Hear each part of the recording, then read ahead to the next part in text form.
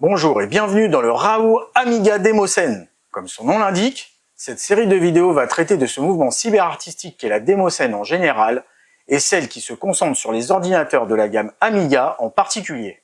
Mais avant tout, la question qu'une bonne partie de personnes se posent en premier lieu lorsque je tente de leur parler de tout cela, c'est quoi la démoscène? Et puis, c'est quoi l'Amiga?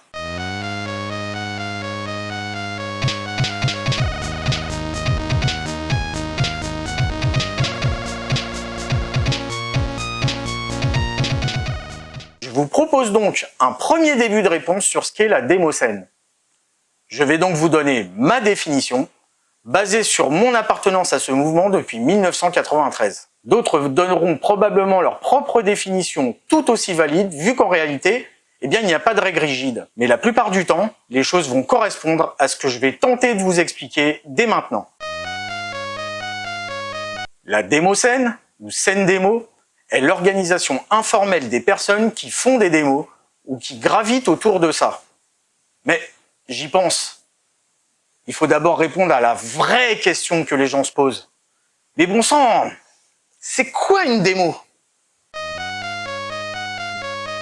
Une démo, abréviation de démonstration, est en gros un clip musical réalisé à partir de technologies généralement utilisées par le jeu vidéo.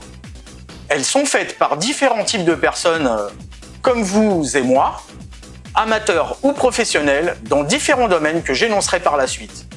En effet, si le but premier du jeu vidéo est de proposer une interaction ludique, en revanche celui d'une démo est d'avant tout d'exploiter au plus loin les capacités de la machine sur laquelle elle tourne, et ce de la façon la plus artistique possible. Une démo ne propose en général pas la moindre interactivité, à la façon donc d'un clip vidéo.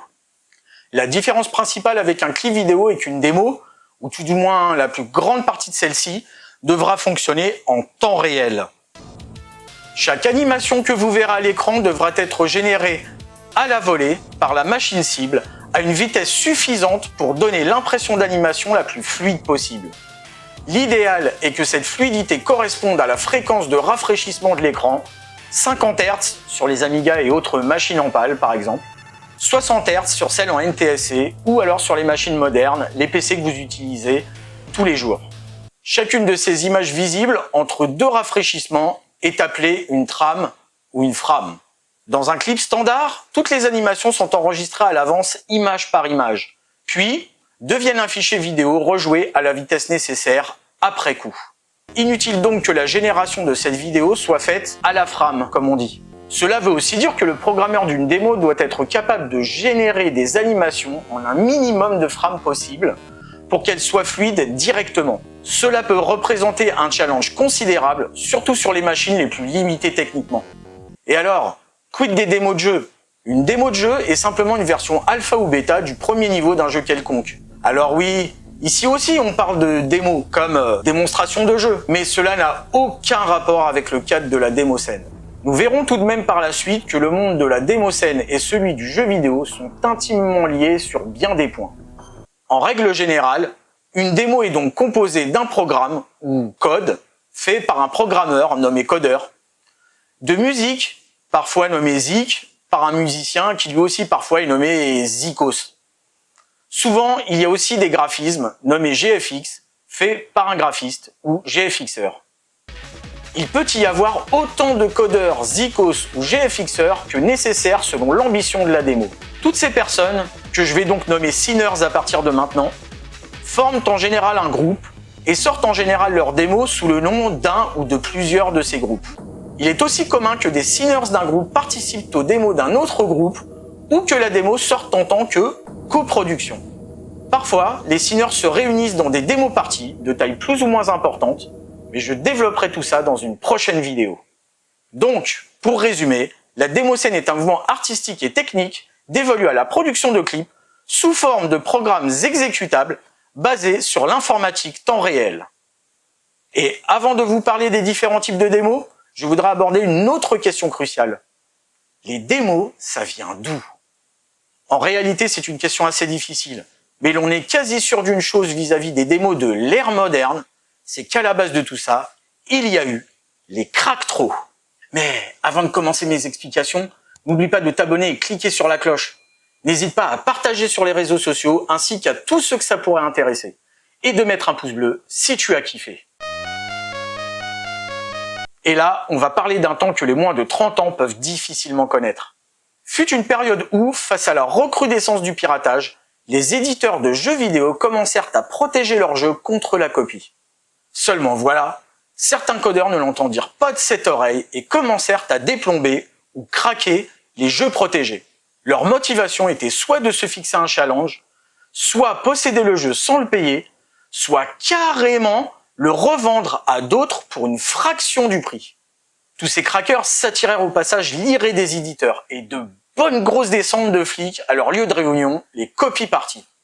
Mais pour certains d'entre eux, le fait de juste craquer un jeu ne leur suffisait pas. Il fallait que le monde entier sache que c'était eux qui l'avaient fait. La première méthode pour cela a été d'écrire le pseudo du cracker et ou de son groupe de crack à l'intérieur du jeu comme de simples chaînes de caractères. Mais certains se sont dit, toi, tu mets ton pseudo dans les jeux, eh bien moi, je vais carrément mettre le logo de mon groupe dedans. Et puis voyant ça, d'autres se sont dit, tu mets le logo de ton groupe dedans, eh bien moi, je vais mettre le mien en plus gros dans le bout de bloc. Et en plus, je vais rajouter un scroll texte et de la zik. Bim! Un bout de bloc, c'est la donnée présente sur une disquette qui permet le démarrage de celle-ci. Un scroll text, c'est un texte qui défile dans une ou plusieurs directions à l'écran.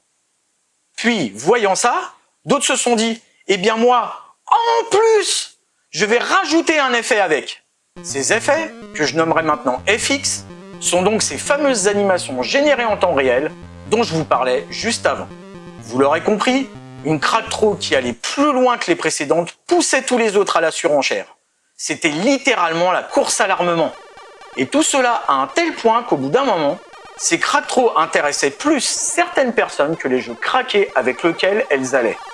Il devenait donc courant que ces personnes ne se procurent des jeux craqués non plus pour y jouer, mais seulement pour voir la crack-tro qui allait avec. De là, de plus en plus de groupes de crack recrutaient des talents uniquement dans le but de créer ces crack-tro. Ceux-ci ne s'occupaient en effet pas du tout du côté piratage du jeu, seulement de faire la crack-tro et rien d'autre. La répression grandissante contre le piratage aidant, certains continuèrent de produire ces crack-tro, mais sans avoir aucun jeu craqué derrière. Et ce, pour un public, simplement de plus en plus de mondeurs. Et puis de plus, c'était totalement légal. Cela permettait à chacun de donner libre cours à sa créativité, sans risquer un bon séjour au Newf.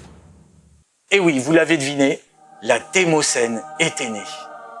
Voilà, cette première partie s'achève. Ne manquez pas la deuxième partie de cette vidéo qui portera sur les différents types de démos. Et Amiga Rules!